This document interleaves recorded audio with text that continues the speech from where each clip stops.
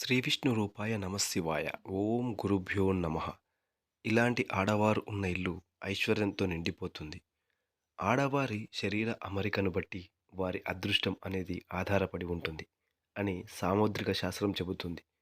ఆడవారి అందం కంటే కూడా ఇవి చాలా ముఖ్యమని సాముద్రిక శాస్త్రంలో చాలా ప్రధానంగా పేర్కొనబడింది.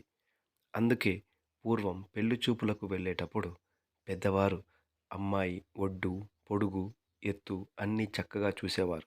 కానీ ప్రస్తుతం అలాంటి పరిస్థితులు లేవు. సాముద్రిక శాస్త్రం అనేది జ్యోతిష శాస్త్రంలో ఒక అంతర్భాగమే. దీనిలో మనిషి తల నుండి పాదాల వరకు శరీరంలో ప్రతి భాగం గురించి సవివరంగా చెప్పడం జరిగింది. స్త్రీలకు నుదుటి భాగం వెడల్పుగా ఉంటే వారు చాలా అదృష్టవంతులు. బొట్టు పెట్టుకునే ప్రదేశం నుండి పాపిట వరకు ఎంత వెడల్పుగా ఉంటే అంత అదృష్టం. కనుబొమ్మల మధ్య వెంట్రుకలు దట్టంగా ఉన్నవారికి కూడా అదృష్టమే. రెండు కళ్ళ మధ్య ఎంత గ్యాప్ ఎక్కువగా ఉంటే అంత ధనం లభిస్తుంది. కళ్ళు పెద్దవిగా ఉండి వాటి చుట్టూ నల్ల చారలు ఉంటే వారికి సమాజంలో గౌరవం, పలుకుబడి దక్కుతాయి.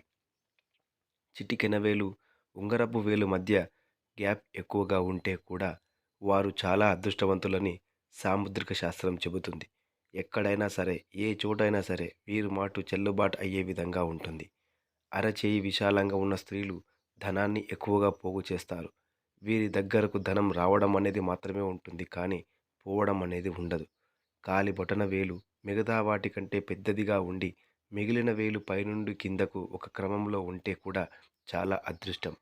అలాగే బొటన వేలు కంటే పక్కన ఉన్న వేలు పెద్దగా ఉండే అటువంటి స్త్రీలు పుట్టింటి కన్నా అత్తవారింట్లో ఎక్కువగా సుఖపడతారు.